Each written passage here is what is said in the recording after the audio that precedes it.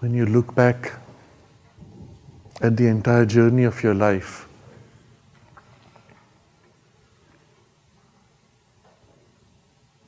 what do you find that is significant enough that makes you feel, yes, this was important, this was worthwhile, this makes me satisfied? If you were at the end of your life, looking back, what would you identify as the moments or the efforts which were worthwhile, which make your life meaningful, which make you satisfied, that you can say, yes, this was good? Having identified these, what characterizes them, what makes them worthwhile, different from others?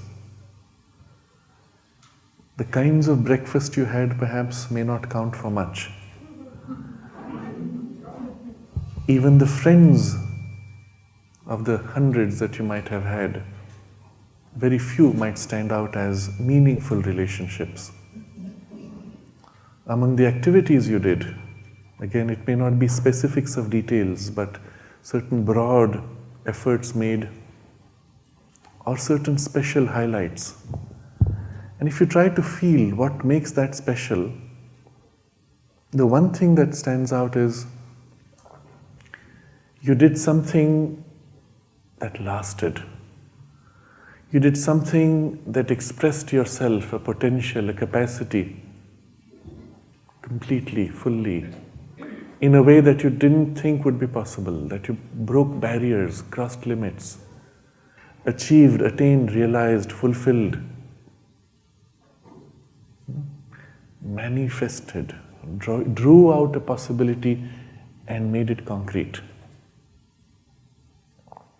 In a sense, everything that is interesting for us is something that we are able to draw out, as a result of which we change and our circumstances change.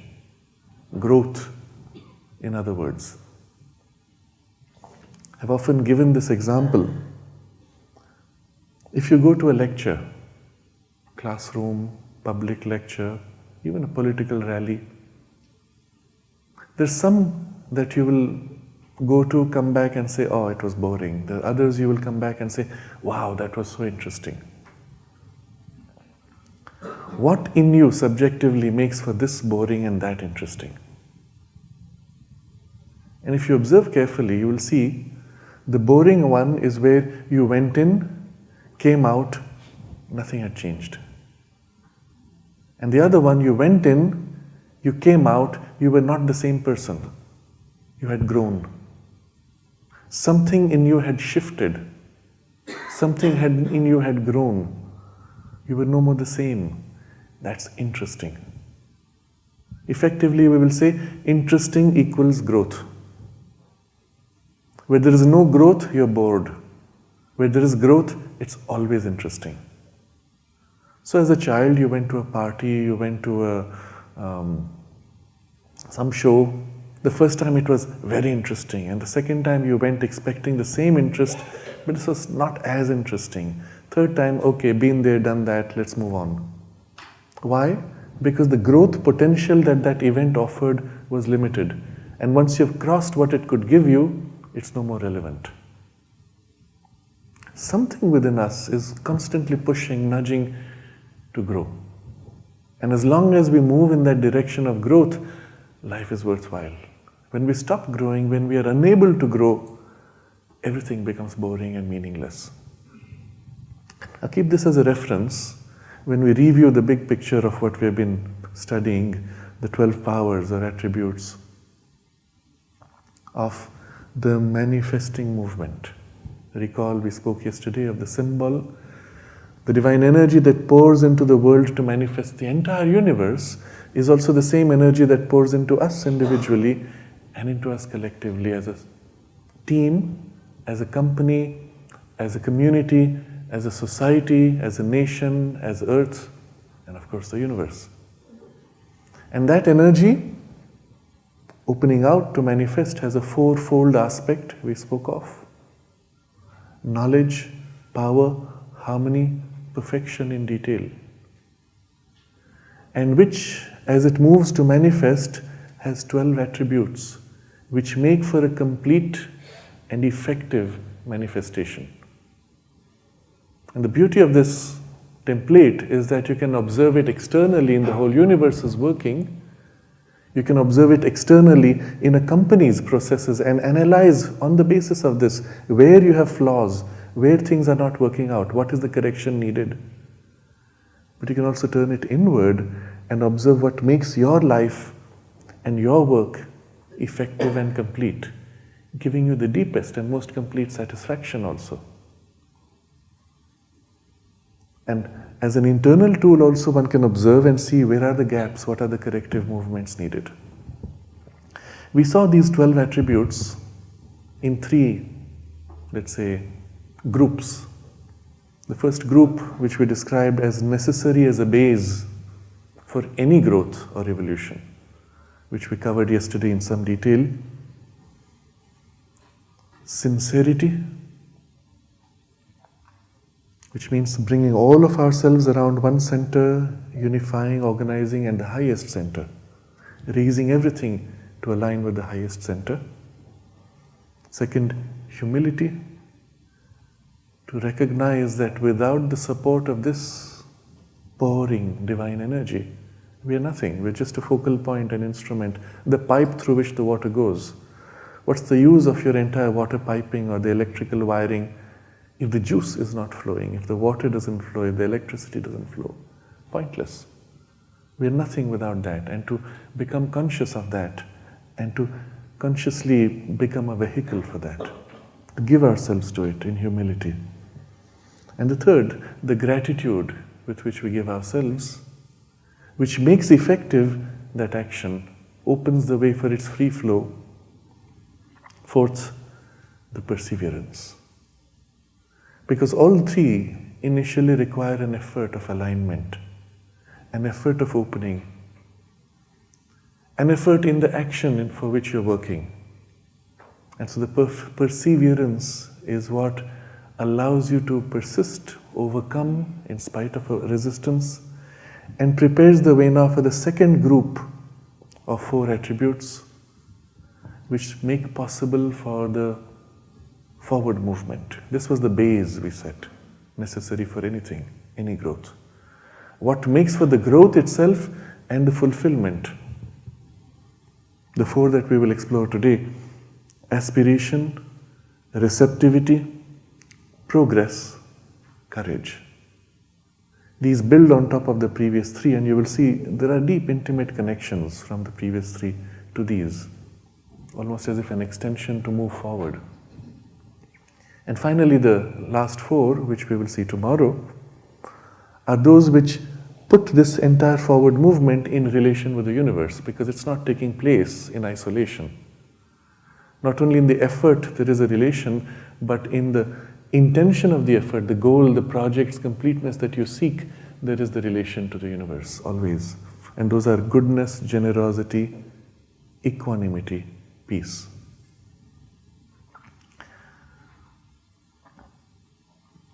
So for today, we are focusing on aspiration. Having set a base on which this forward movement is possible, what is it that drives the forward movement? In the way modern management is taught, you are taught it is desire, dissatisfaction. You want something which you lack, and so you make a forward effort, which is true, which is good. Desire is not bad, it's necessary. Without it, nothing would move. Look at nature, everything is struggling with desire. Some lack, some dissatisfaction, and the recognition that something is possible which you lack. If you didn't see that, well, desire couldn't exist. If you were in your own little shell, let's say you grew up as a baby inside a closed room, not knowing there is a world, what would you desire? You wouldn't know there is something worth desiring. Of course, inside we know, and so we will still have a dissatisfaction, but for what, I don't know. But when you see something and you know it's not there in you, that's when the desire comes. Desire, in fact, is the attempt instinctively to reach out to completeness, to reach out to fulfillment. Except the form in which it first emerges is instinctive, blind, not knowing what it's trying to do, and extremely narrow, because it aims at a very narrow, immediate satisfaction. And the problem with that is that extremely narrow desire, having hit its object, realizes, I still haven't got what I needed, the satisfaction. So you have all experienced this. I want. Let's say as a child, I want my lollipop, my balloon. Eventually when I get it, a little bit of excitement for a while, and then, okay, now what? I wanted this fancy dress. I knew it would make me so happy and complete for my birthday. I wear this fancy dress, and then having showed off and had the satisfaction of showing off, it goes into my closet. And I need the next one. Why? Because the immediate impulse only sought for a short-term, partial, not realizing that it's not the whole. It thought it was the whole, it failed. On the other hand, if it was not satisfied, oh, I'm so disappointed, I so looked forward to it, and now I've lost it for good. So both ways you end up with a disappointment, because what you sought for didn't have what you expected it to have. In fact, as you explore this more deeply, you realize the error of desire is actually to catch form. I'm going to take an example here which is so common in modern society. There are people who will say, I wish I had a companion, I wish I can get married, and then I will be happy. You get married and then you have the whole complexity of problems you didn't know came with it. It's not the marriage. It's not the form of the contract or the relation set or the place it put you in society. It was something which you felt lacking in a relationship which filling would have made you feel worthwhile or complete, and it was not to do with the form. It was different from the form. It filled the form, but it could as easily leak out of the form. The form is a container. The marriage is a container. If that juice fills the form, I'm satisfied, I'm happy, I'm content, I'm fulfilled. If there's a hole somewhere and the juice leaks out, I got married, I was happy for a while, but now I don't know what's happened. And now we have lots of books in the self-help section which teach you, bring the spark back into your marriage. We don't know where it's gone. You spend a lot of money trying to get it back. But where was it to begin with? Where did it leak out? You did not aim for the spark itself, you aimed for the form which you thought contained the spark. You aimed for the dress which you thought will give you satisfaction. But it was not the dress, it was something else in the dress which you were really seeking. And if you begin to analyze more deeply, you recognize that the urge of desire is always failing because it grabs the form and the juice fades out. You grab the water and it leaks out of your fingers. You grab the sand, you get only a fistful when you wanted the entire ocean. As we look into ourselves, we realize also the desire has another problem. It's fickle, it's changing. Today I desire this, tomorrow I say, I wish I had asked for the other thing. And sometimes we look back, after 5 years, you say, I wish I had not succumbed to my desire, I regret. The problem of desire is it doesn't even know what's right. And with maturity, one of the things we learn is not to succumb to the immediate desire, but to look at the larger picture and accept the deeper or long-term desire, long-term satisfaction. It's something which used to be taught in the old days to children in the Indian culture. We have two words for it coming from the Upanishads, Shreya and Priya. Shreya is that which is greater, which is lasting, which is long-term satisfaction. Priya, which is that which is immediate, short-term, quick fix satisfaction. Recognize, distinguish between the two and make a choice. And you teach that to children early on. You don't say, do this. You say, well, observe and make a choice. See where each choice leads you to. And we have to do that today as adults. And where possible, you will find the long-term satisfaction being more meaningful. And you will experiment, you will make mistakes. But if you observe very quickly, you will make that correction. And you notice the long-term satisfaction is not superficial, it's not momentary desire. It's a deeper desire, something which lasts. My fickle desire is, oh, this delicious sweet I need to grab, eat until I'm sick. The long-term picture says, oh yeah, you know what, I'm diabetic, I know this makes me sick, let me taste a little bit, but balance it out with fibers.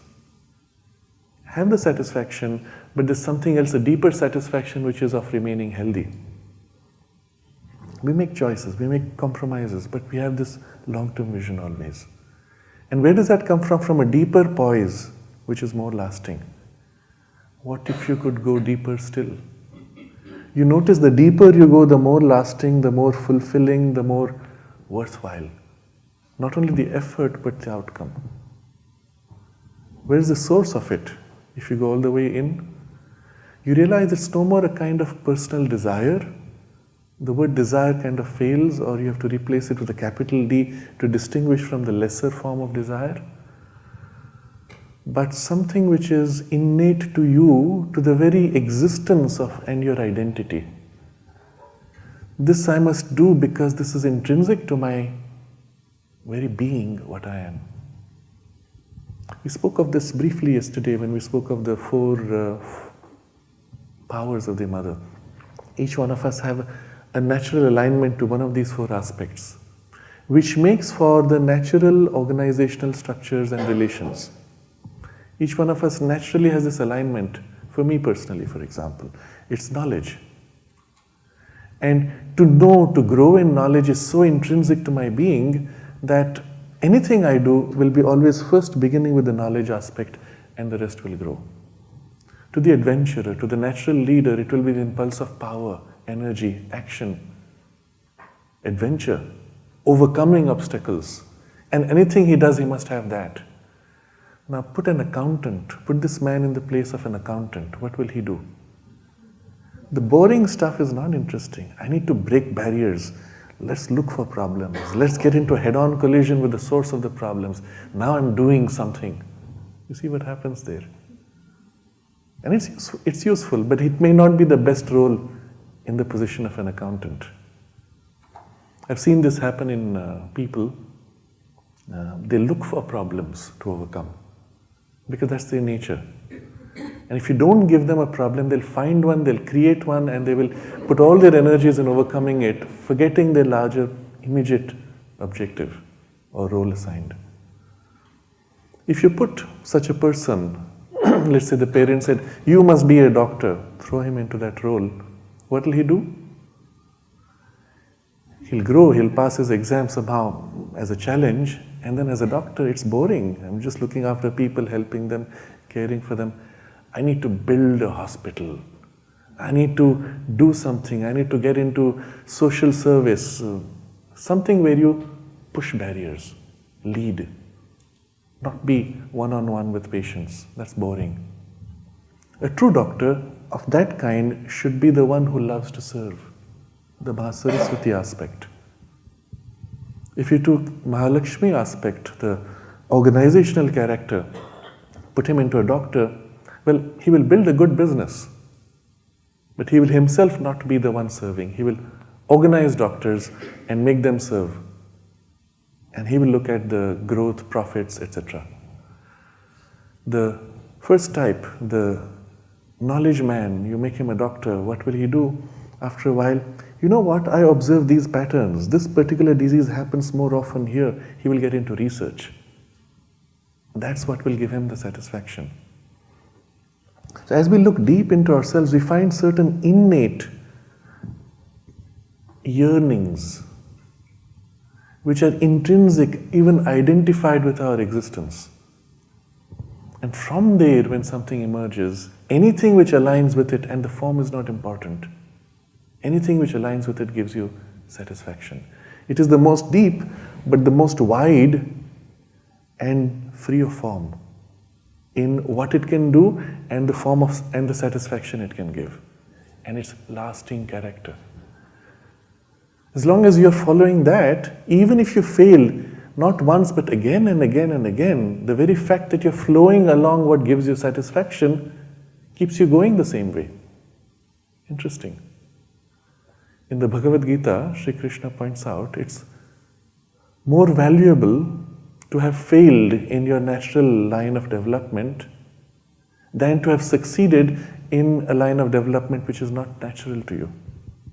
You can make an imitation of somebody else's career which doesn't give you satisfaction. You may be successful in it, but you're moving from dissatisfaction to dissatisfaction.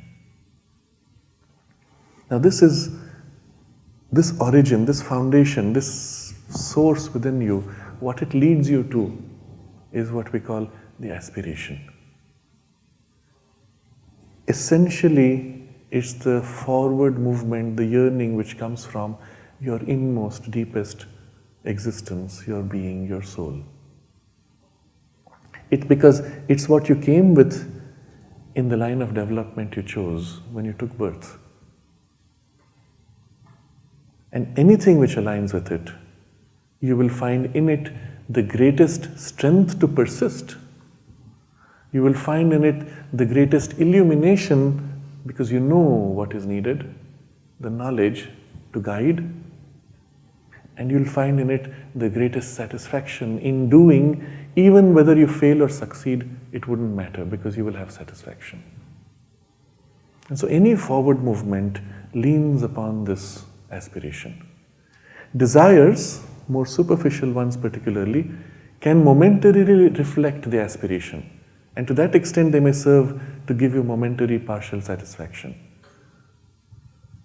And that's why desires are so valuable. They reflect and serve as superficial drives. But increasingly, as we become conscious, if we align to the deepest essential aspiration, we have something which is more valuable than the superficial desire as a motive force.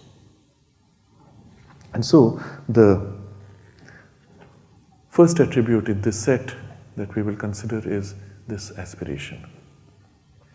Now, the aspiration has another strange or valuable feature, that when you align yourself to it, because its source is also so deep, the deep source, the deep intent and direction of the aspiration is also linked to the larger oneness of the universe. Because it's coming from there, your soul is a part of that deeper oneness. And so when you flow with it, you are automatically aligned to the things happening in the larger universe. Or if we look at it more subjectively, it feels as if when you are aligned to it, things around you align themselves to you. Interesting. And the mother puts it in this way. If you are in a state of conscious aspiration and very sincere, well, everything around you will be arranged in order to help in your aspiration. Interesting. When you're not aligned to it, you find yourself unnecessarily fighting oppositions, which are all pointless. When you're aligned to it, everything seems as if to align to help you. And she says, help you in your aspiration, whether directly or indirectly. That is, either to make you progress, put you in touch with something new, or to eliminate from your nature something that has to disappear. This is something quite remarkable. If you are truly in a state of intensity of aspiration, there is not a circumstances which does not come to help you to realize this aspiration. Everything comes, everything, as though there were a perfect and absolute consciousness organizing around you all things. Very interesting idea. So not only you have the satisfaction, you have the help of everything coming. Or so it seems. In fact, it is. There's another aspect to this aspiration, of which the way it works, the way you can utilize its full power. She says, when you're working, when you commit yourself to an effort, there is a part which tends to always to observe and either criticize or praise and say, this is so good, I'm doing so well. It splits your consciousness. It splits the integrity of the internal state, and it even distracts. By separating and even praising, we saw this yesterday briefly, it covers the natural flow, the laminar flow, the state of zone. Okay? And the ideal state of the zone is when you forget yourself, you are one with what you do. And when you have the aspiration in this way concentrated and you forget yourself, you become one with the aspiration, something magical happens. And this she describes like this. One should be so sincere in his aspiration that he doesn't even know he is aspiring. That is, he becomes the aspiration itself. 1 minute of this and you can prepare years of realization. When one is no longer a self-regarding being, an ego looking at itself acting, when one becomes the action itself, above all, in the aspiration, this truly is good. When there is no longer a person who is aspiring, when it is an aspiration which leaps up with a fully concentrated impulsion, then truly it goes very far. Otherwise, there is always mixed up in it a little vanity, a little self-complacency, a little self-pity also, all kinds of little things which come and spoil everything. You can see how this is the base of any forward, lasting movement. And if you have this as the foundation of your forward movement, it is certain. One way or other, it is certain. This aspiration, you see, you recognize, is what has led our whole journey. Because it came from the inmost soul, it's the journey which has also spanned across lives. In the Veda, we invoke this aspiration in its form that is Agni. The divine will seated inside things, in the very heart of matter, which has been building and organizing forms and pushing forward evolution as a universal movement, but also within us individualized, coming into its own in us as an individualized focus. But its role is to push forward evolution. And its consciousness, being eternal, knows the full journey. It's the knower of births, across births.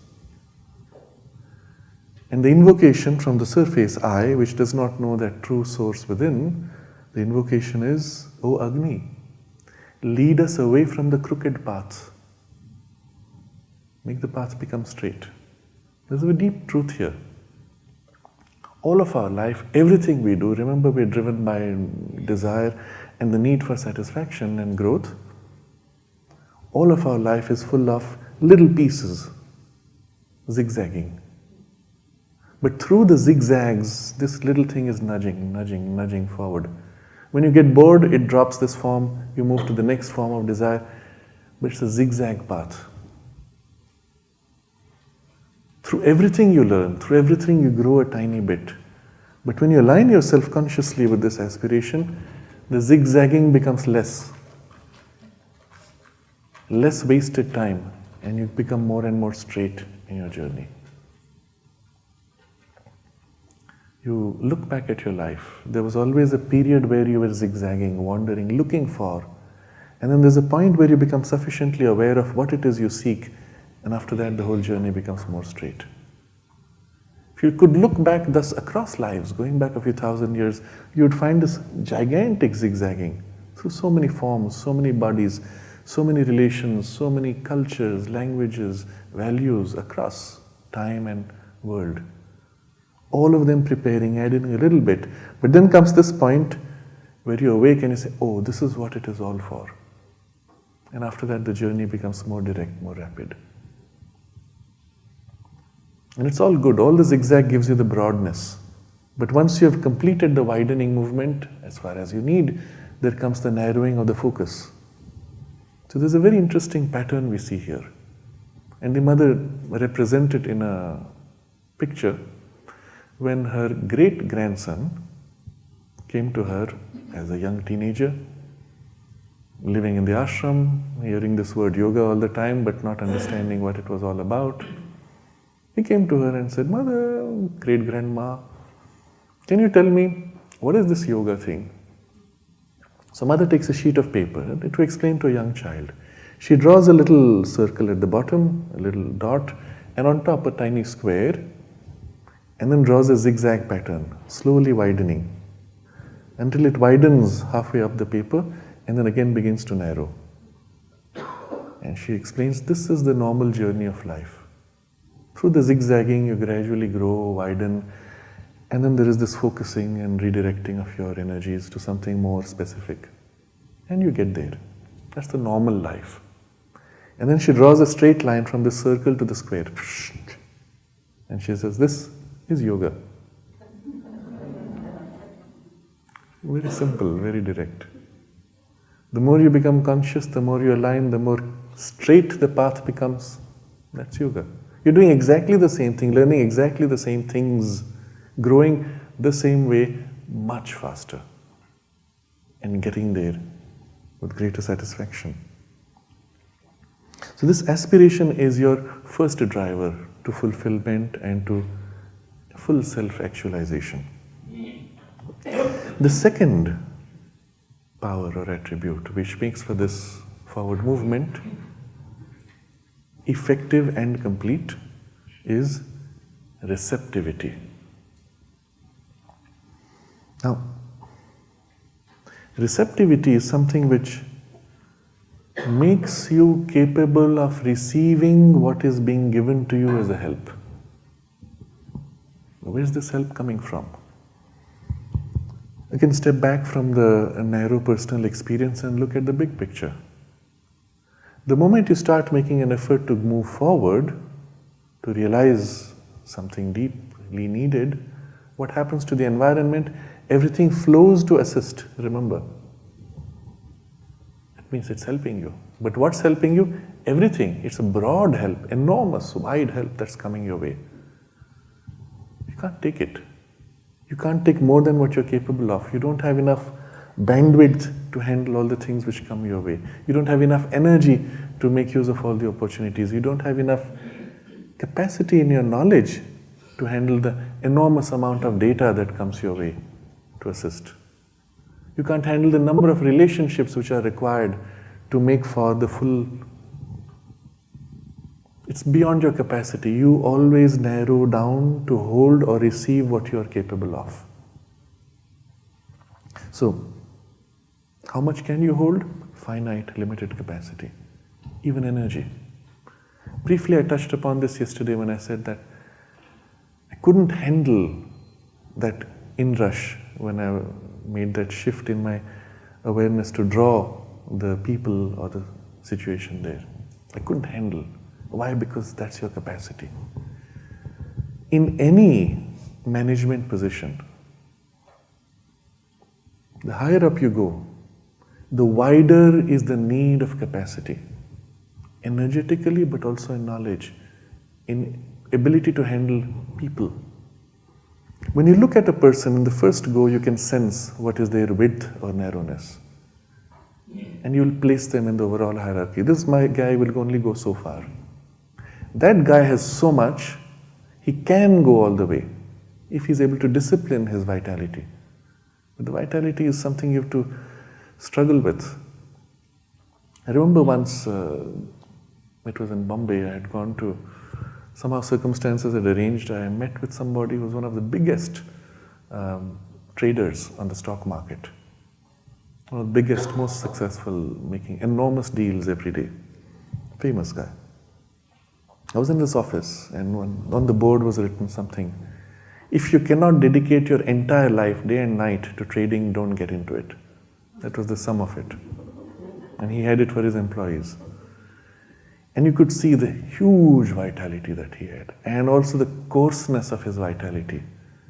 Abusive, blowing people off. But the entire office was in his grip of energy. And you could say, this man will be successful. It doesn't matter how he behaves. He will throw off people. He will lose lots of good people. But he doesn't care. With the sheer brute force of his vitality, he can seize the market forces, play at them, because he has that capacity. He'll be rich. You could have said this early on.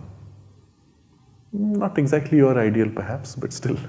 You see the importance of that gigantic capacity of energy. There are equally people I've seen who are at the top of a business who do not have that gigantic vitality. They have a relatively fragile vitality, but some wider mind. But they have people working with them who have a strong vital, who are able to handle that aspect. But they experience pushback from these people. They can't themselves push these people. But if they have a loyalty, a base of loyalty, it works. The point I'm getting at is you can only accomplish so much as you're able to receive or contain in yourself for all these things: knowledge, power, holding in harmony all the relationships, and also execution in the detail and the intricacies and complexities which make for things to be perfect. And so the necessity for the widening of your capacity to hold and to receive is the basis of this power receptivity. If your bowl is small, the ocean is waiting to pour in, well, you can only contain so much. And again, it's a skill, a power which can be developed. You have something naturally, but you can develop it. And how would you do that? From a yogic perspective, the easiest way is to open in your heart and mind to the relationship of that which is the wideness, which is the divine presence. Open your mind to the vastness of the divine presence and the knowledge which it holds, the light which comes with it. Open your heart to the love and the self-giving. The best way to grow in receptivity is to give yourself rather than try to take. Again, I give you the analogy of the bowl. A bowl can grab water from the ocean and pour out. Grab and pour out. You see how it works? How much can you take in? One little cupful at each time. That's about all you can do. How can the bowl contain the ocean? If it leaps into the ocean and opens out and gives itself, drowns in the ocean, now where's the ocean? Surrounding, containing. It's all there. Something like that happens. And there's a very interesting advice that the mother gives.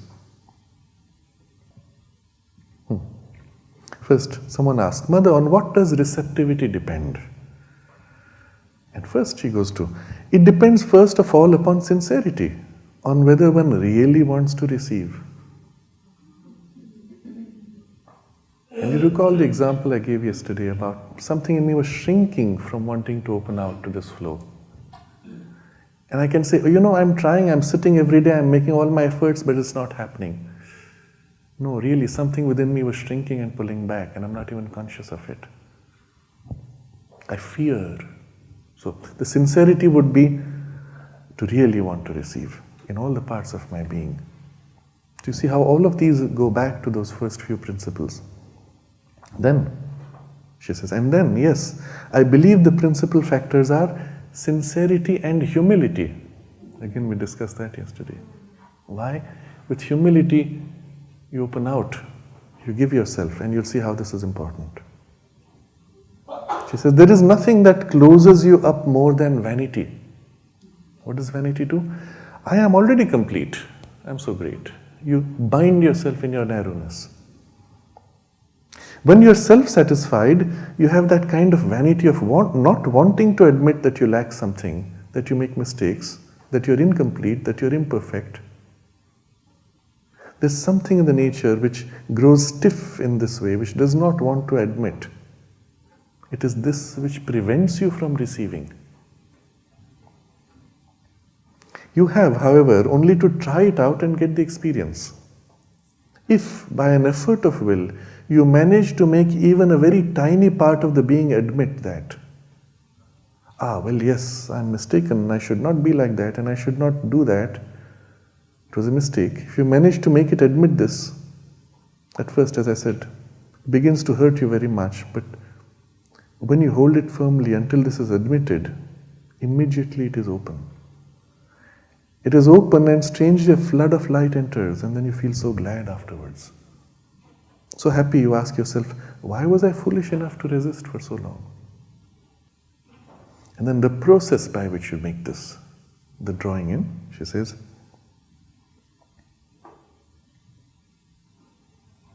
I'll read the whole thing because it's valuable in every way. She writes, my love is always with you. Remember, think of it in this way. The divine love, where is it? Towards whom is it? The whole cosmos. The divine pours himself to embrace the whole cosmos and draws it into it, including each one of us, including every cell of our body, everything. Nothing is left out.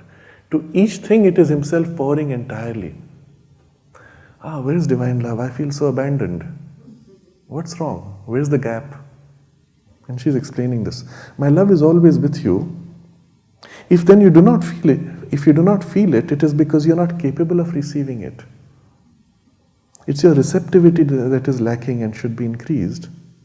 And what do you do for that? For this, you must open yourself.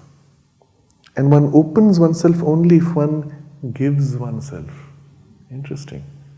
You're in the chicken inside the shell. You can pour all the water you want on the shell, well, you're just closed in. Until it breaks out and opens the shell, how is it going to drink the water? So the need to open yourself. Surely, you are trying more or less consciously to draw the forces and the divine love towards you. That's the bowl reaching out to grab the ocean. The method is bad. Give yourself without calculation and without expecting anything in return. And then you will become capable of receiving. Give yourself, the bowl gives itself to the ocean, drowns into the ocean, and everything is there. So this is a skill again you can develop consciously. What's your relationship now? This shut up, opening out with humility, gratitude. Remember the things we discussed yesterday, and you give yourself. And in this self-giving, you can experience this on many levels. In the mind, I open out to all knowledge, all light, all presence. In my heart, I open out to the all love, all energy, all power, all goodness. In the body, similarly, one can open out even to the energy or the light of the presence. And when you're able to do this, you will literally find yourself flooded with energy and light and strength. There's a practice which will be extremely valuable because for those of you who are engaged in work, the one thing you always need is more energy. What limits your capacity to have enough energy is this self-limiting I shell. The energy fills the whole universe, it's driving the whole universe. You can always draw from it if you break out or open out from this shell.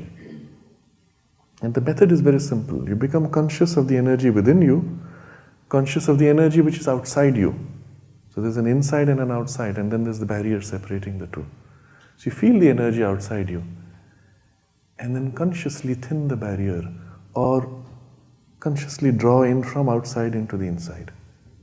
There are many variations you can play with this, but as soon as you become conscious of what is inside and outside, you can form a link and draw.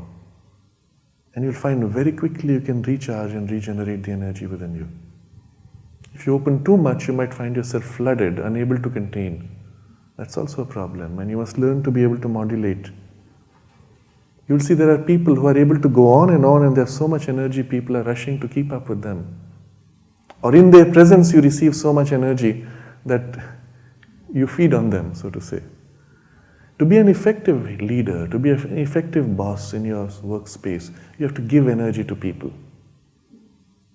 Very few you will find who already have enough to keep going, and they are very precious. They quickly move up the ladder because now they can give to others also. And it doesn't always have to be your energy that you give. You walk into a space as someone who's responsible, simply making the contact with each person, greet them, just ask how are things going, what's happening, all well.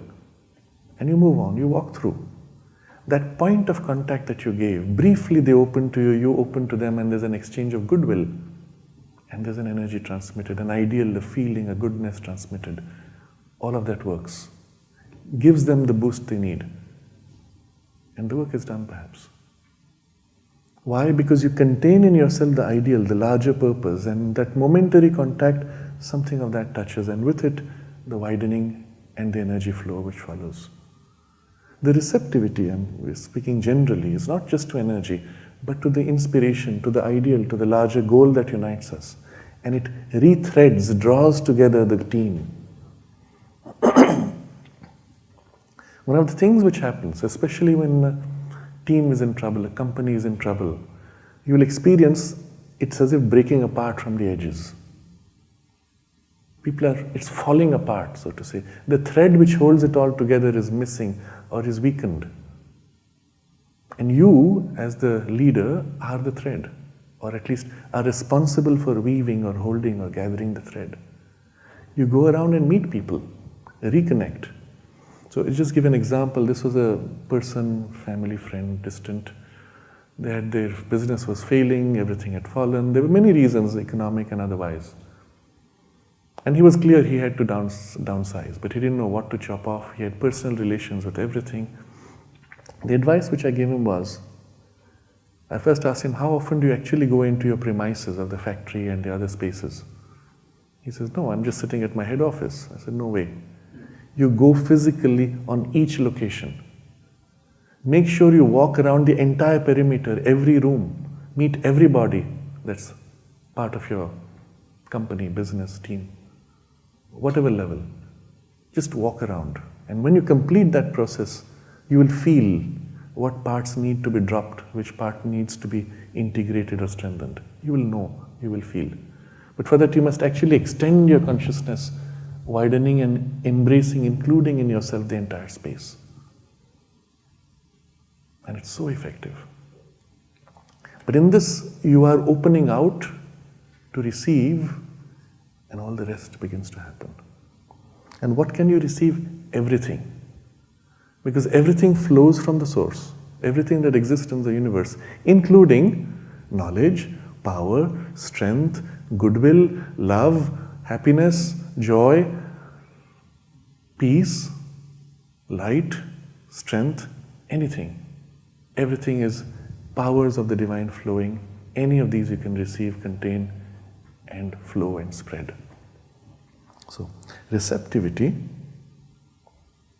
the mother summarizes in this way: the power to receive the divine force and feel its presence and the presence of the mother in it and allow it to work, guiding one's sight and will and action. It is a very comprehensive, pithy summary of the whole thing.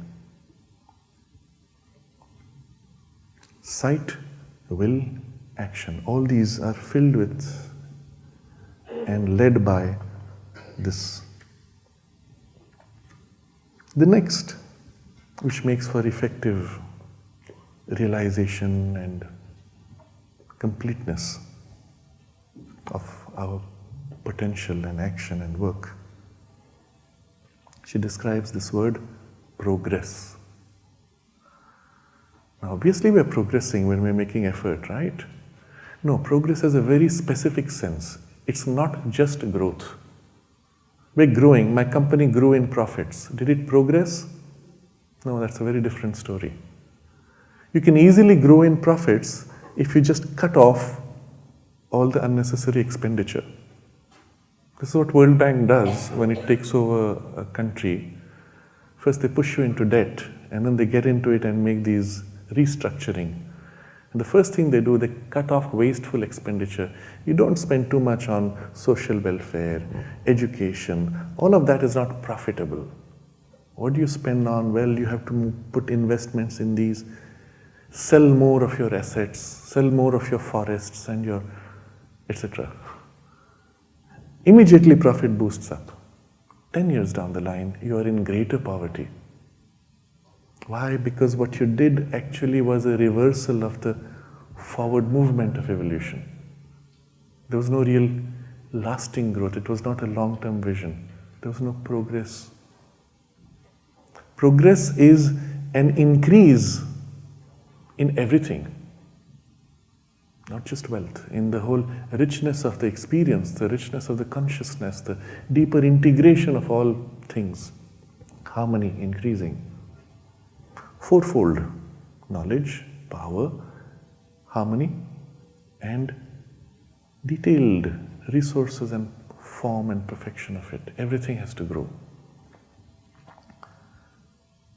Progress, therefore, we see not merely as growth. Sometimes you set aside growth for progress. So here the mother puts it this way: one has always something to learn and a progress to make, and in each circumstance one can find the occasion of learning the lesson and making the progress.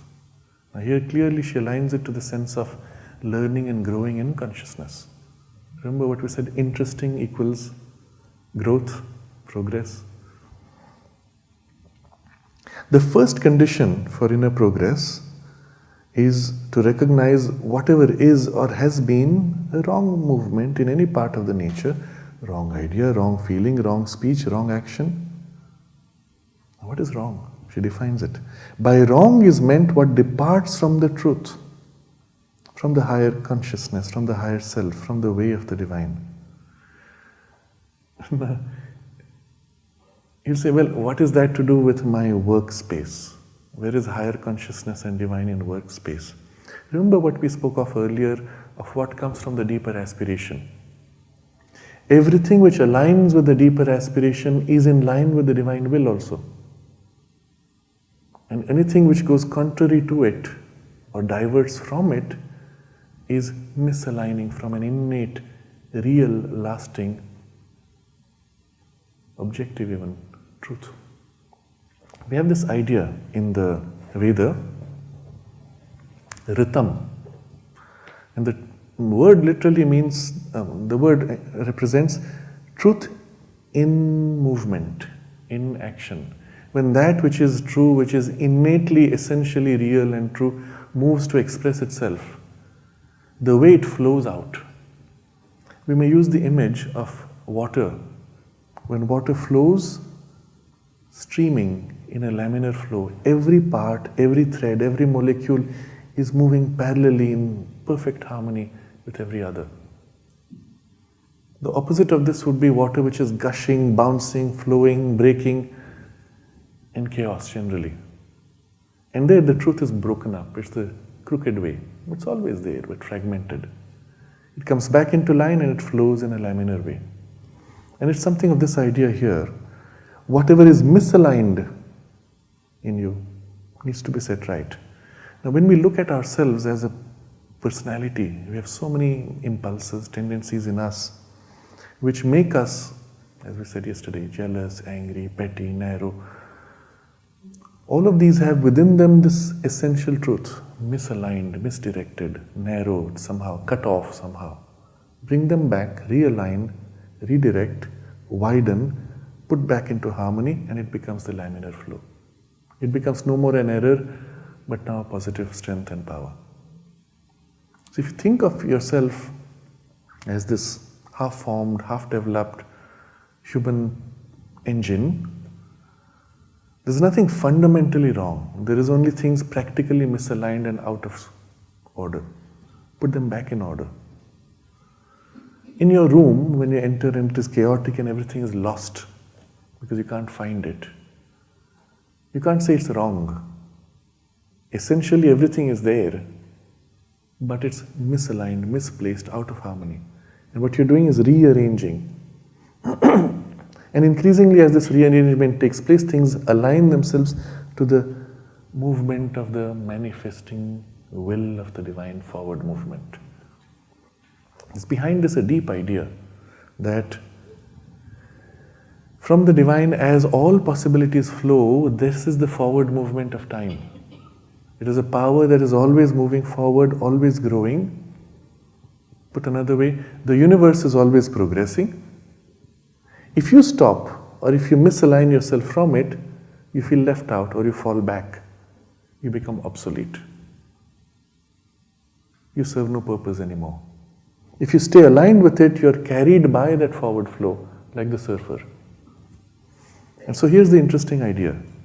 When you stop growing, you cease to progress, you automatically fall back because the universe is moving forward. And this is the sense of the forward movement of the rhythm. When you're misaligned, you fall back.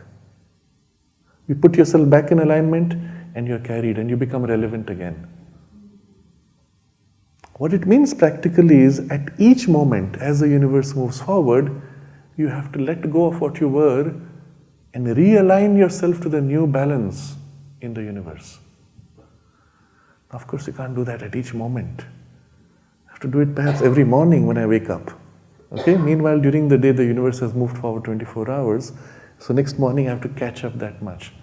That's doable. Okay, I can't even do it every day because I'm too busy. On weekends, I can realign myself.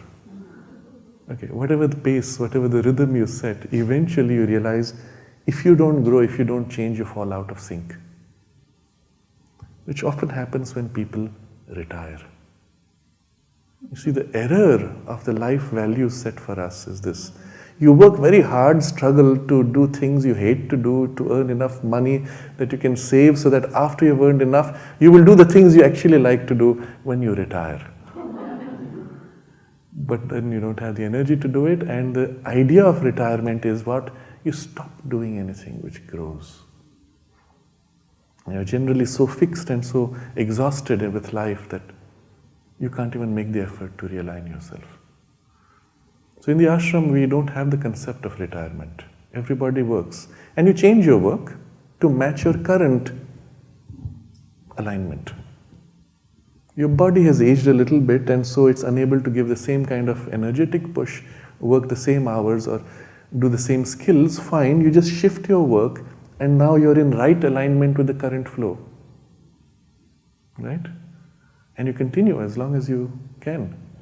Because there's always something new to learn, to do and to fulfill your role in the current alignment of the universe flow.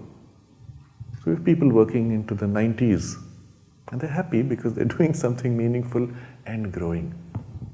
So we remove this concept of retirement, this concept of stopping and saying, now I am satisfied and I don't need to do anything more. Instead, you always say transitions. From one phase I move to a new phase, adjusting. So in practice it becomes like this. Every day you realign yourself if you can't do every moment. And then every few years when you realize certain things you couldn't realign are now badly out of sync, well, you make the major realignments. One of the things I tell my mother, she's now 77. She's still trying to do things the way she did 10 years ago. Keep at it, at the work. And I said, no, you have to slow down. Why? And I shouldn't slow down. I should be able to be what I was. No.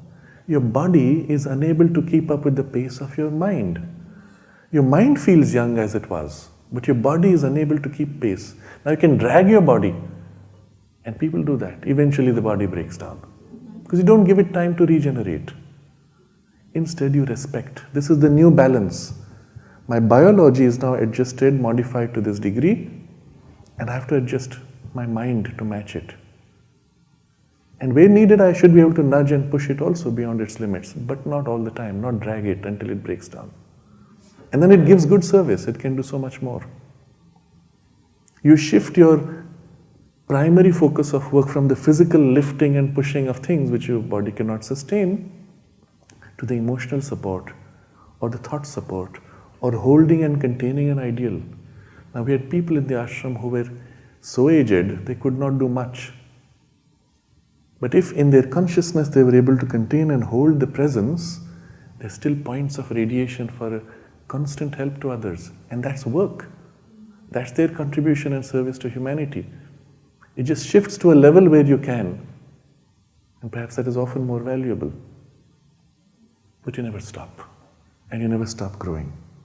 So Mother puts it this way: the purpose of earthly life is progress. If you stop progressing, you will die. What is death?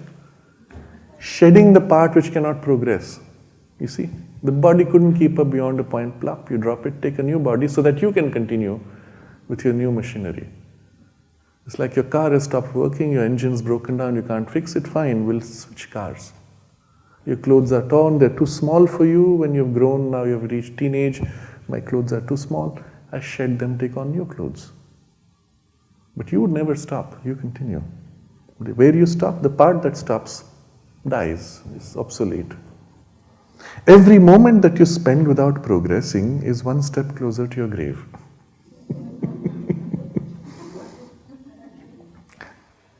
From the moment you are satisfied and aspire no longer, you begin to die. Life is movement. Life is effort. It's not always physical, but it is this effort to grow. It is marching forward, climbing towards future realizations and revelations. Nothing is more dangerous than wanting to rest. Now I'm satisfied, now I'm retired, I'm resting. I don't do anything which involves growth. Okay. Now the essence of progress, now this is how she puts it, and we'll pause with this idea. Progress, to be ready at every minute to give up all one is and all one has in order to advance on the way. Two aspects you give up. All one is, all one has, in order to advance on the way. Now you'll see this is not only an internal subjective poise one has to develop, ready to give up everything you have and you are. I'm used to thinking this way. That thinking form is obsolete. I should be willing to give it up and reshape my thinking as necessary.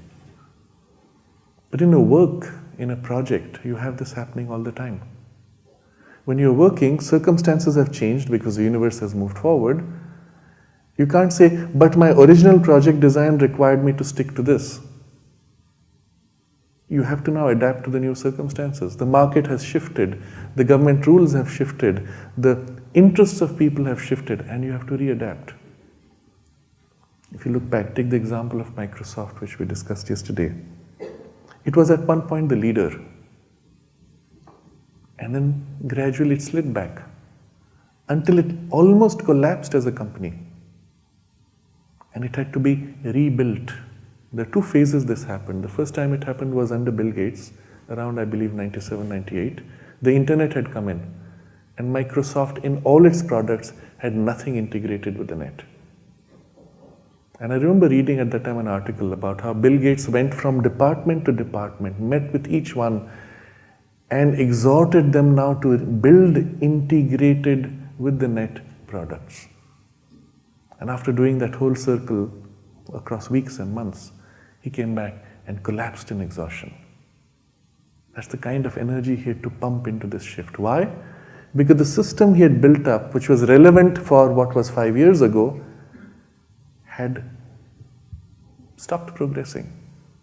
Unable to let go of its past rhythms and habits, it had become obsolete. It had to be literally rebuilt from scratch while being in the same space with the same people. How much can you push? How much can you change? The second time it happened was more recently, 5 years ago, when again it had to reinvent itself. It's literally rebuilding from scratch the whole thing. And to the extent you're able to do it, you're relevant. To the extent you're unable to do, you're still lagging, irrelevancy, and dying in the past. And so, equally as for us individually as in our workspace, there is this constant recasting ourselves to progress. Now, one of the forms in which I would recommend this process to happen is in your relationships with people. All of us have this enormous baggage of people we like and don't like. ideas that we are fixated with, this is good, that is bad. And they're just habits.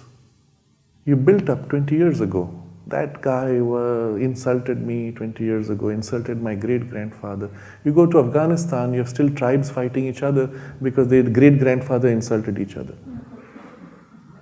And you have always a justification. But your father insulted my father. Oh, that's because your father insulted mine and he gave it back to him 20 years ago. And so now today I have to give it back to you. And my son will insult his... Oh, come on, how long does it go on? If you think about it, it makes so little sense. That's where we are, even in our lives here. Except it's not spanning generations, it's spanning years. Pick the person you hate most. Pick the person in your family that you have not spoken to for so many years because of something that happened. You still need to be like that. They have changed, you have changed, the world has changed. And to the extent that you're bound to that, that part of you is obsolete and preventing you from progress. So I often tell myself, the way I go through internally, psychologically as a process, I say, well, you know what? When he takes birth again in a new body, I take birth in a new body, we will meet, we won't remember this incident. That's how nature frees you from these attachments. But do I need to take birth again? Do I have to wait another whatever number of years to shed this body, take on another one, grow all over again, and then be friends? Or can I do it right now? Why not take birth right now? Let the I that is past die right now, and let me take birth again as a new person. And yes, you can do it. Now, it does not happen from moment to moment. She puts it actually here, from minute to minute. It can happen over a few weeks. You can undergo a kind of an internal reshaping, recasting, reinventing, or redrawing out that which is within you, which is true. The truth within you that grows, that never stays still, let it come forward. Recast your outer forms, shed the past, body, mind, emotions. Shed them. Like a snake sheds its skin. It's a new snake, new person, new being. And all your relationships, let them just drop, rebuild, recast them with the love and goodwill which is intrinsic to you, which is you in your deepest aspiration. Right? In fact, when you begin to practice this, you will notice your progress speeds up so much. And sometimes it feels like the person I was 5 years ago is so alien to me. Wow, was I like that? That's not me. I'm a different person now. And that's a good sign. And when that gap becomes shorter and shorter, that's even better. And so progress is this constant forward movement of evolution itself, of the universe. And not only being in alignment with the universe, even a part of you may be looking ahead at what's coming and progressing. You see, when the mother started Aurobindo, those of you who are familiar, Aurobindo is this experimental prototype township for the future that the mother started at the age of 90, at the age of 90.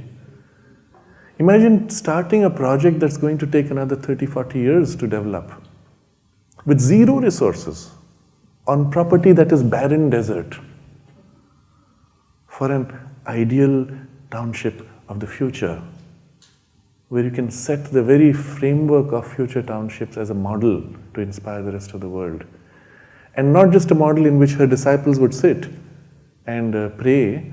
No, it will be a model for human unity where people from all over the world would come with all their resources and with all the baggage and their mindsets and their differences of thinking, not just interests, and come together and work together as one humanity.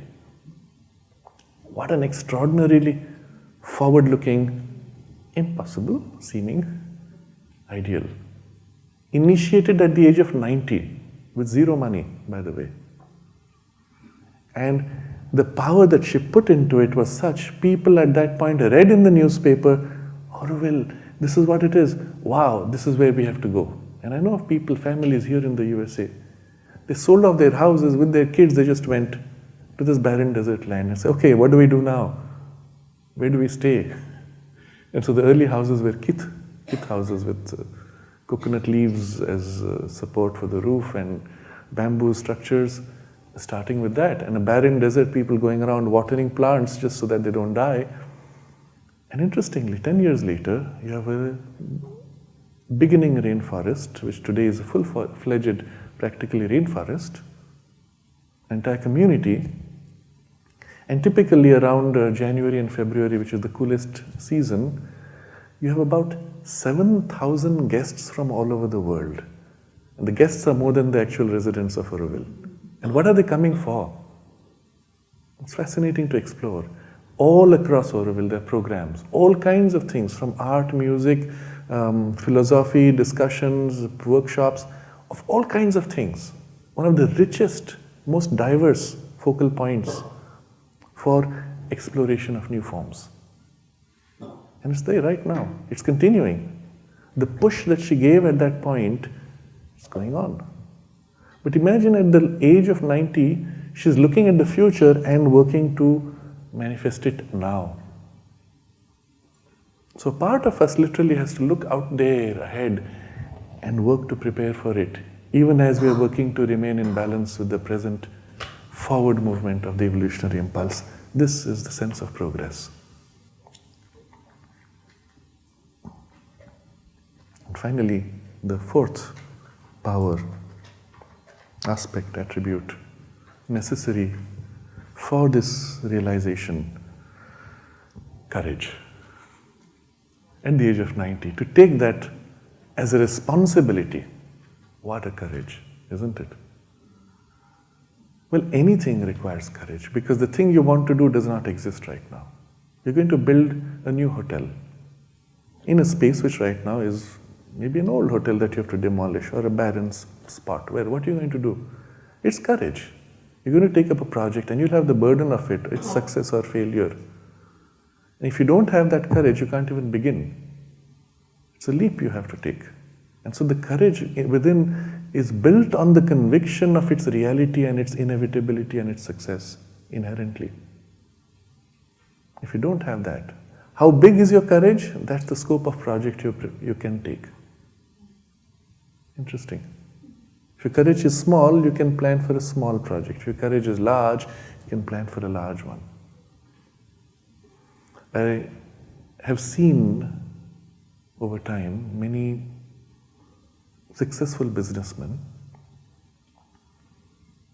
many of them, and the best, the most courageous of them, the ones who can do the most, achieve the maximum in the shortest time and effort, are the ones who have had the experience of losing everything.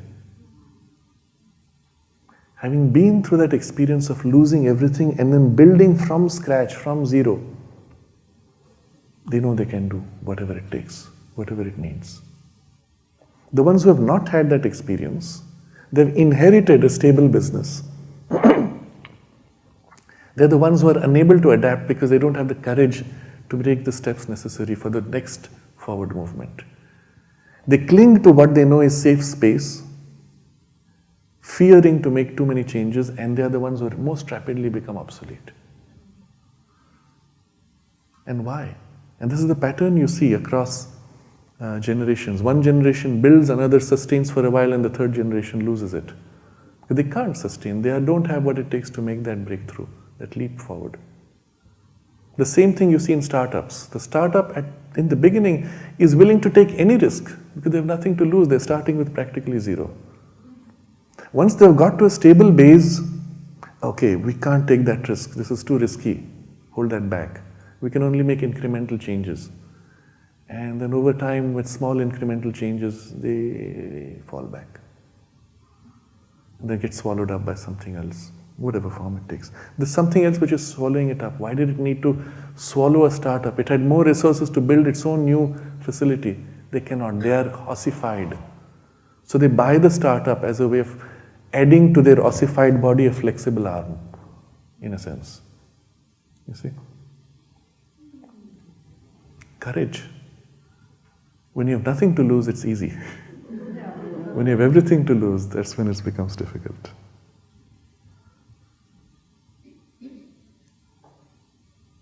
So, Mother writes this, very interesting. I remember that once we spoke of courage as one of the perfections. That's what we're discussing now. But this courage means having a taste for the supreme adventure.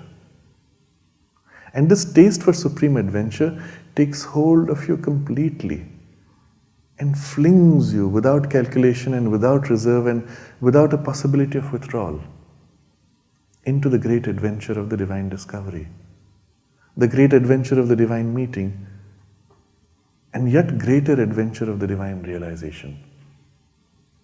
You throw yourself into the adventure without looking back and without asking for a single minute, what's going to happen? For if you ask what is going to happen, you never start. You always remain stuck there, rooted to the spot, afraid to lose something, to lose your balance. In this context, when she is putting it, great adventure of the divine discovery, divine meeting, divine realization, perhaps it seems too abstract. But really, that's what we are doing in everything we do in life. Even if you're taking up a project, what is it that the project represents for you? A new possibility, a new discovery of the divine potential working out in the universe.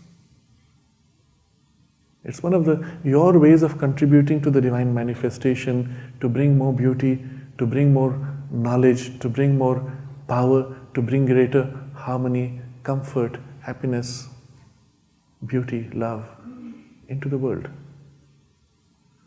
So don't view it purely as an abstract, internal, subjective experience, but as an objectified forward movement of the divine discovery, the divine meeting, the divine realization. In the picture you have of what you're doing, you can hold a narrow view. I'm working on a project to build a new hotel, which in 5 years will give me so much return and profit of so much after 10 years. Okay, good. You may still do it. Or I look at the big picture. I'm going to build a hotel here where over 5 years, 20,000 people will be passing through, whose lives will be made more comfortable, who will be enriched, who will go back happy having stayed here, and who will enjoy the stay so long, so much they will want to come back again and again. And I will have the satisfaction of having created a space on earth where so many people will benefit and grow. Now observe within yourself what's the kind of satisfaction, what's the kind of strength that this vision gives you, and the impulsion that it can sustain through difficulties. If you look at the bigger picture of what this serves in the larger divine manifestation, in the larger evolution of the earth and the universe, you look at this big picture, you have the strength needed, you have the courage necessary. You shrink your view to just that little piece and your immediate personal interest in it. I can't take a risk of investing so much and I'll scale it up. Let me start small and bit by bit we'll add to it. That's all I can contain in my courage. When you have this big vision, you realize it's not just you. You are only an instrument. There's a larger purpose which will work out through you. And long after I go, this will continue and others will continue it. It's not just me. You see how this vision goes? That's how the mother saw Aurobindo. She knew at the age of 90 she would probably leave her body within a few years. She was preparing for it. She was delegating responsibilities. And she's starting this project, puts into it the kind of energy and vision that will sustain it long after she's left her body. But the inspiration of it continues because it's not just through this body, mind that the inspiration comes, it comes from the source. And that continues. And so when we look at our role in this larger project and align ourselves to the larger source, that the divine needs this hotel to be a focal point for this large collective human growth. You don't need personal courage. You're just the instrument at that moment working, and the teams, the right people, resources, they will come. If we go with first sincerity, humility, gratitude, perseverance, aspiration, receptivity, progress. and courage. The certainty is there.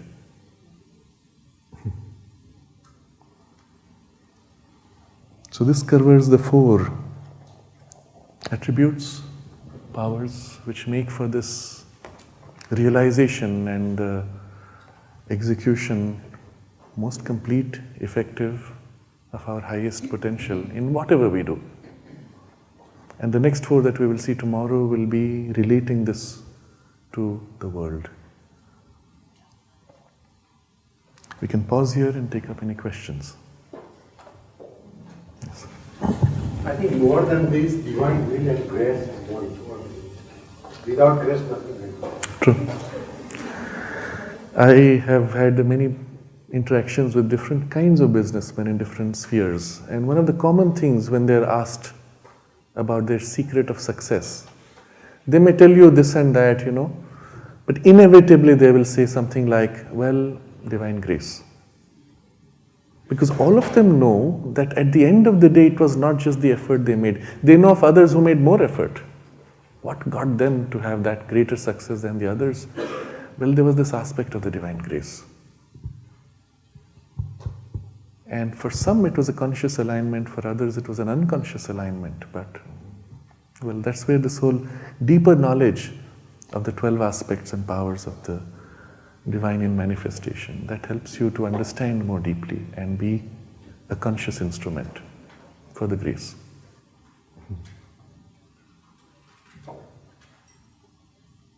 Yes. How can I, as a grandmother who has a granddaughter in the last year of college, who already gives some of her free time to a yoga thing in Atlanta, how can I give her what the mother said, what you said, so she can learn from that? I don't want to make a mistake. Yes. Yes. You see, the thing which you want, the question was about helping the grandmother, as a grandmother, to help the grandchildren and children with this knowledge. And then she said, I don't want to make a mistake. That fear often stops us. And you have to get rid of fear. And the courage is, let me just start with what I am, with what I can do now. And if I make mistakes, I will be helped and I will learn and I'll find my way. Just start with what you can be with them. I'm not going to specifics first, I'm just giving you the general approach. You just start with what you can. And then you will notice in your temperament there's a particular way you can reach out most effectively.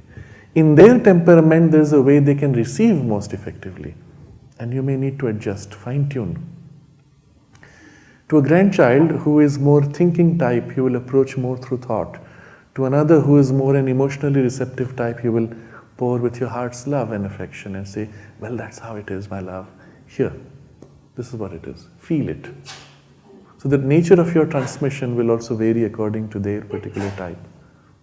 The full discussion we had gives you a kind of a big picture of what you need to, as a skill, and how you can fine-tune and adjust that transmission, sharing, inspiration.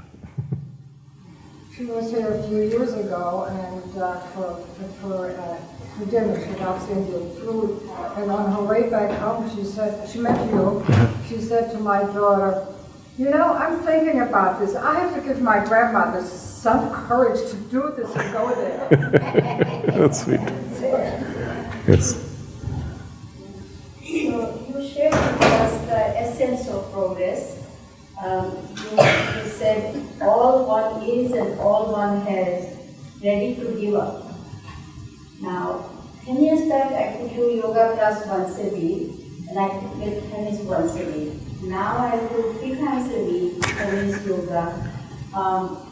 I don't think you mean in this sense give up. You probably meant in some inner sense, I'm not very clear about those statements. What is it that's not clear about giving up? Give up means not stopping. You give up your personal attachment to all that you are and all that you have. It's no more yours. What are you? All that you are now fills what was. You see? If At that point, you were a person, as you said, you played tennis once a week and did yoga once a week. That's all you are. Then you can say, well, that's all I can do. But you gave it up and you could do more even, isn't it? So it can grow in capacity even when you give up what you were. I gave up my limitation, my narrowness, and my capacity widens and grows. Yes. The description, elaboration you gave for aspiration seems to be quite overlapping with the word swabhava used in Bhagavad Gita. Maybe you can add some. Yes. So the question is about the swabhava, the term used in the Gita to represent the temperament of your nature. So there are two things. There is the aspiration which comes from deep within, and then the temperament is the environment of your nature through which it has to work out. And these generally align, at least in domain of form. If you have an aspiration to serve, how will you serve? Along the lines natural to your temperament. You have aspiration to create. How do you create? What do you create? Along the lines of your natural temperament. A painter will create through that art. A scientist will create through a discovery. A businessman will create by building resources. But you're creating something new that was not there. And that's because that's the aspiration within you, to be creative. So whatever the aspiration, it fits the mold of your temperament and works through that. In addition to the question, I also have a question. I have a grandchild too. How can you instill the good values and the roots of the good values to the children? Particularly if parents may not have faith in other things, and how can I initiate from my end? As a grandparent, how do you inculcate good values in your grandchildren? That's the question. You have two problems. First, you have a society which is inculcating values which are often contrary, unfortunately. And then you have parents who might be inculcating values which are often contrary. And both of these are perhaps different from the good values you are trying to inculcate. Practically, in life, when a child faces the choice between two different values, those which resonate most deeply with the soul are the ones which he will tend to feel most satisfied with. Those which don't resonate with the soul's aspiration are the ones where he will not experience satisfaction. So your advantage is when you are able to align to the deeper soul values of the child and make conscious that which is already within, rather than teaching from outside a good behavior. Now in India, for example, in the good old days, which is anything 50 years ago and before, children used to bow down before their elders, touch their feet as an expression of humility, affection, respect, etc. And today's parents want that to happen, or grandparents say, you should bow down and touch the feet of your elders. And many children refuse, with good reason. They can see, oh, this uncle is a nasty fellow. Why do you want me to bow down and touch his feet? I don't respect him. They may or may not say it, but they feel that. And I would say, yes, respect that. What you should inculcate is not the form of the good behavior, but the soul values which are the essential goodness. And the form of the behavior will change, will grow. And you should be willing to let that change. So when we speak of inculcating good behavior, we have to review what we want to really inculcate. And if you're conscious, you abstract from the form and get to the essence. And the most important gift you can give, to make the child conscious that deep within their heart, they already know what they truly want. And they feel when something is not right. The sensitivity to the soul's influence, that's the most important gift you can give. If you give that one gift, they will find their way into the good behavior or good values or goodness of life. And the best way is, rather than say, do this and this is good and that is bad, you make the child conscious. What do you feel deep down? Which one do you feel is more comfortable? And make that the constant reference. And where they are confused, they don't feel or they don't know, you can assist in that. Or you can indirectly say, when I look at that situation, deep in my heart, I feel comfortable with this, and that I don't feel comfortable, I don't know why. But I found in life, when you follow that deeper feeling, you never make a mistake. I say that to my child. I help him to become conscious subsequently when he comes with a problem. That's the most important way of transmitting, the most easy and most effective.